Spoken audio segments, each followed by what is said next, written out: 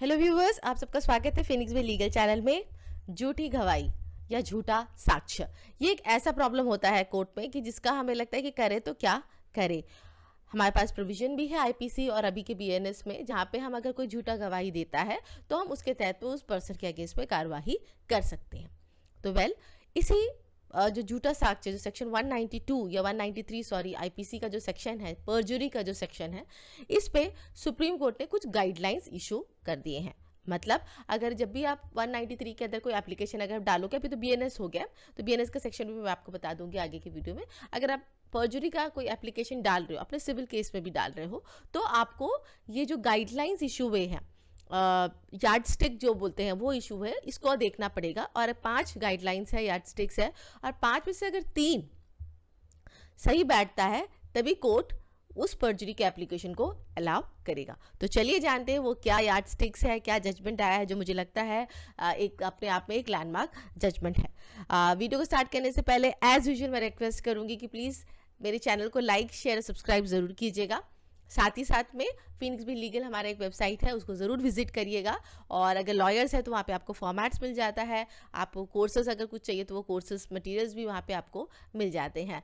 साथ ही साथ में किसी को लीगल एडवाइस या अपने केसेस में कोई सेकेंड ओपिनियन चाहिए तो आप हमारा अपॉइंटमेंट ले सकते हैं। तो चलिए वीडियो को स्टार्ट करते हैं। तो सबसे पहले केस लॉस में डाल देती हूँ। देखिए केस लॉस में स्क्रीन पर डालती हूँ, हर एक केस लॉस में डालती हूँ, साथ ही साथ में डिस्क्रिप्शन बॉक्स में भी डाल देती हूँ। तो जो केस लॉ है ये अमेज कुंजवल versus state of Uttarakhand and others, criminal number 0033502024। जी हाँ, ये जो केस लॉ है ये एक क्रिमिनल केस में आया है। लेकिन आपको याद होगा जब हम स्टे की बात कर रहे थे, जब 6 महीना में जो स्टे खत्म होने की बात हुई थी, वो ऑर्डर भी जो एक लैंडमार्क जजमेंट अपने टाइम पे, वो भी क्रिमिनल केस में ही निकल कर आया था। ये क्यों मैं बता रही हूँ, क्रिमिनल केस का जजमेंट मैं आपको क्यों बता रही हूँ, क्योंकि जो सेक्शन 192 या 193 ऑफ आईपीसी जो है परजुरी का जो है, जो अभी के बीएनएस पे 226 और 227 जो हो गया है, ये हम सिविल केसेस पे भी फाइल करते हैं। कहाँ पे हम फाइल करते हैं? जब हमें लगता है कि जो दूसरी पार्टी है वो झूठा गवाही दे रही है ना, या कुछ ऐसा झूठा साक्ष्य कोर्ट में प्रस्तुत कर रही है जो आपको पता है ये गलत है। बहुत सारे केसेस में ऐसा होता है जहाँ पे सिग्नेचर हमें लगता है कि उस पर्सन का सिग्नेचर नहीं है और वो झूठा सिग्नेचर मार के प्रेजेंट किया जा रहा है। बहुत सारे सिचुएशन होते हैं सिविल केसेस में, डॉक्यूमेंट्स ही झूठा डाला जा रहा है, या उस समय पे वो आदमी था ही नहीं वहाँ पे जो कोरॉबरेटिव एविडेंस दे रहा है। तो बहुत सारे सिचुएशन में इवन जो रिटन स्टेटमेंट हम डाल देते हैं, इवन प्लेंट भी जो हम डालते हैं उसमें झूठी बात आ जाती है। तो जब हमें लगता है कि भैया झूठा बात बोल रहा है, तो हम सेक्शन 192 उस टाइम का और अभी का 226 ऑफ बीएनएस जो परजुरी के जो सेक्शन है उसका हम उपयोग करते हैं, कोर्ट में हम एप्लीकेशन डालते हैं। परजुरी के सेक्शन के ऊपर मैंने एक वीडियो बनाया हुआ है कि कैसे उसको यूज़ किया जाता है, क्या प्रोसीजर होता है, क्या प्रोसेस होता है कोर्ट का, और कैसे उस पर करना है। तो जाकर आप देख सकते हो उस वीडियो को। मैं ढूंढने की कोशिश करूंगी मेरे बहुत सारे वीडियोस में कहाँ पर है, अगर होगा तो मैं आई बटन में लगा दूंगी, नहीं होगा तो आपको थोड़ा सा ढूंढना पड़ेगा, आई एम सॉरी। तो अब हम आते हैं कि इस केस पे, ये जो क्रिमिनल केस पे, केस का फैक्ट्स पे नहीं जाऊंगी क्योंकि ऑब्वियसली एक रेप का केस था और उस पर है, तो वो फैक्ट्स तो अपने को यूज़ होने वाला है नहीं अपने सिविल केस में। लेकिन क्या यार्ड स्टिक दिया है सुप्रीम कोर्ट ने। यार्ड स्टिक से पहले हम ये जानेंगे कि क्या लीगल पॉइंट इस पर निकल के आया था जिसपे ये यार्ड स्टिक आए हैं। तो जो लीगल पॉइंट इस पे था वो ये था कि क्या सिर्फ it was urged that the court is not bound to make a complaint under section 195 Code of Criminal Procedure 1973 unless it is believed that it is expedient in the interest of justice to do so। इसमें एक point निकल के आया था, किस circumstances में ये जो एप्लीकेशंस होते हैं परजुरी का, इसको लेना है। क्या सारे सिचुएशन में कोर्ट ले सकता है, क्या सिर्फ कोर्ट को कुछ ऐसे पर्टिकुलर सिचुएशन चाहिए तभी कोर्ट लेगा? ये सिचुएशंस है कौन से, मतलब कोर्ट बाउंड नहीं है हर एक सिचुएशन में 195 का एप्लीकेशन को लेने का। मतलब परजुरी का एप्लीकेशन को कोई भी सिचुएशन हो उस पर वो उठा ले, ये कोर्ट एक्सेप्ट कर ले, ये कोर्ट बाउंड नहीं होता है। ठीक है, तो चलिए अब हम आते हैं वो यार्डस्टिक्स पर।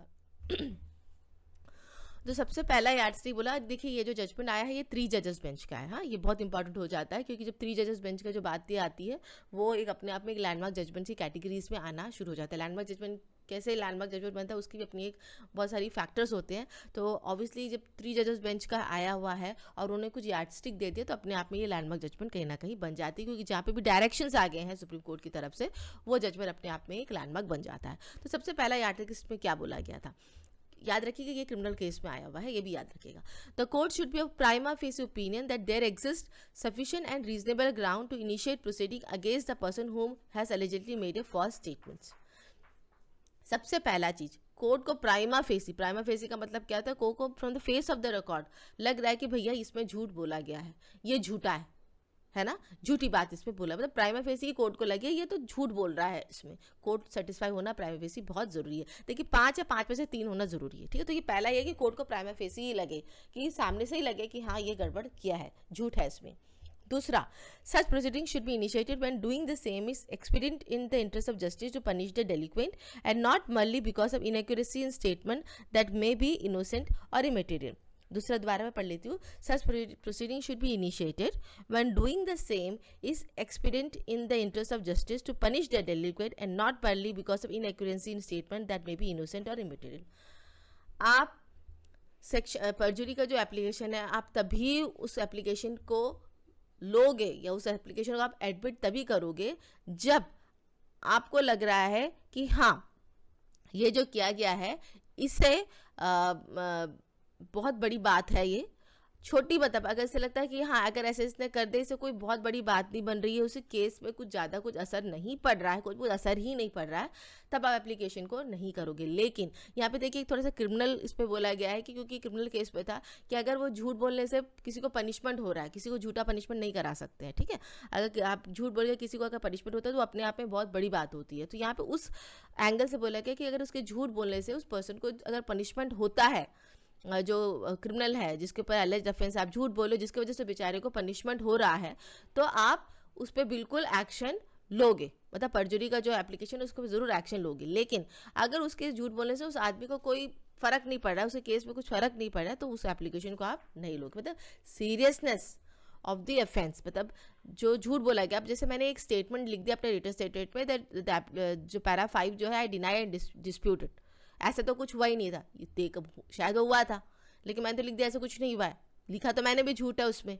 लेकिन क्या मेरे झूठ लिखने से प्लेंटिव का पूरा केस खत्म हो गया है? डिपेंड्स, है ना, डिपेंड्स अपॉन द सर्कमस्टांसेस कि क्या डॉक्यूमेंट एविडेंस वो पेश करता है। अगर मेरे इस लिखने से प्लेंटिव का पूरा केस ही खत्म हो रहा है, मतलब मेरे झूठी बात लिखने से प्लेंटिव का केस खत्म होता है, तो ऑब्वियसली मैं ले सकती हूँ। अगर नहीं है, कुछ नहीं हो रहा है, उससे बस एक स्टेटमेंट दिया, तो कोर्ट उस पर कोई सीरियस व्यू नहीं लेगा, ठीक है। तो सीरियसनेस, ये मैंने एक एग्जाम्पल आप लोग को दिया है। अब तीसरी बात क्या होनी चाहिए, there should be deliberate falsehood on a matter of suspense. मुझे लगता है कि जो थर्ड पॉइंट है ये पॉइंट तो लेगा ही लेगा कोर्ट, कि आपका जो झूठ आपने जो बोला है वो जानबूझ के बोला है और उसके लिए आपने सब्सटेंस किया है, मतलब deliberate falsehood on a matter of substance, मतलब जानबूझ के आपको पता था इसमें मुझे झूठ नहीं बोलना चाहिए और आपने जानबूझ के उस पर झूठ बोला, मतलब समझबूझ के आपने ये काम किया है। ये एक जो रहता है ना, ये चीज़ तो आपका जो 3 पॉइंट बोले, 3 पॉइंट तो मुझे लगता है थर्ड पॉइंट, जो 3 पॉइंट कोई भी जो सेलेक्ट करो उसमें ये आने ही वाला है। Fourth, the court should be satisfied there is a reasonable foundation for the charge with distinct evidence and not mere suspicious. साथ में कोर्ट को ये भी देखना चाहिए कि उसने एविडेंस दिया है, इस झूठी गवाही के लिए उसने गवाही दी है, झूठी गवाही दिया है कोर्ट में। खाली सस्पिशियस पे काम नहीं चलेगा। सस्पिशियस का वर्ड यहाँ पे इसलिए यूज हुआ है कि ये अधिकतर अगर हम सिविल केसेस की तरफ से अगर हम बोले तो खाली आपने एक स्टेटमेंट लिख दिया उससे नहीं होगा, आपको गवाही भी, प्रैक्टिकल गवाही जो होती है कोर्ट में जाकर एविडेंस जो देना, वो भी किया होना चाहिए। Proceeding should be initiated in exceptional circumstances, for instance when a party has perjured themselves to beneficial order from the court। ये बिल्कुल सिविल केसेस के लिए आ जाता है। यहाँ पे साथ में ये भी बोला गया है कि परजुरी का एप्लीकेशन एक एक्सेप्शनल सर्कमस्टांसेस में ही इनिशिएट होगा, मतलब आपने मन किया, आपने डाल दिया, कोर्ट उसको एग्री करेगा, एक्सेप्ट करेगा, ये ज़रूरी नहीं है, ये एक्सेप्शनल सर्कमस्टांसेस में ही कोर्ट लेगा।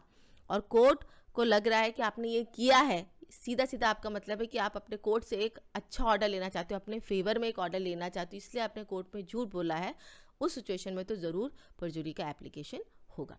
तो ये जो 5 यार्डस्टिक है, इससे पढ़ने से आपको क्या लगता है, क्या समझ में आता है? जब मैंने इसको पढ़ा पहली बार तो मैं यही समझी कि अब परजुरी का एप्लीकेशन उतना ईजी नहीं हो गया है। फर्स्ट ऑफ ऑल ये कोर्ट का डिस्क्रिप्शन पे आ गया है कि कोर्ट का डिस्क्रिप्शन है कि कोर्ट को क्या फील होता है, कोर्ट का ओपिनियन के ऊपर में ही आता है। अगर आपने कोर्ट को सेटिस्फाई किया तभी जाकर कोर्ट आपका परजुरी का जो एप्लीकेशन उसको एक्सेप्ट करेगा। और वो एक्सेप्ट करने के लिए क्या 3 चीज़ चाहिए। एक तो प्राइमा फेसी केस होना चाहिए, दिखना चाहिए कि हाँ from the record of it कि दिखना चाहिए कि हाँ यहाँ पे झूठ बोला गया है।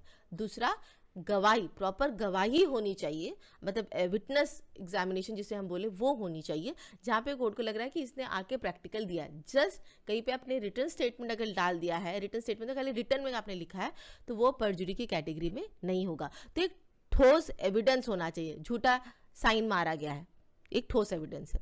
आपने डॉक्यूमेंट ही फॉर्ज कर दिया है पूरा, वो डॉक्यूमेंट कुछ और था, आपने किसी तरीके से उसको पूरी तरीके से फॉर्ज कर दिया, वो भी एक ठोस एविडेंस हो गया। विटनेस का मतलब एविडेंस हो रहा है, एविडेंस में ये बात भी आती है। मौखिक गवाही भी आती है। आपको पता है आप जो बोल रहे हो झूठ बोल रहे हो, और उसके झूठ बोलने से सामने वालों को बहुत नुकसान हो सकता है, या उसको जेल हो सकती है। अगर क्रिमिनल केस है, सिविल केस है तो उसको उसकी प्रॉपर्टी का नुकसान हो सकता है, नुकसान होना है, ये चीज़ आनी चाहिए।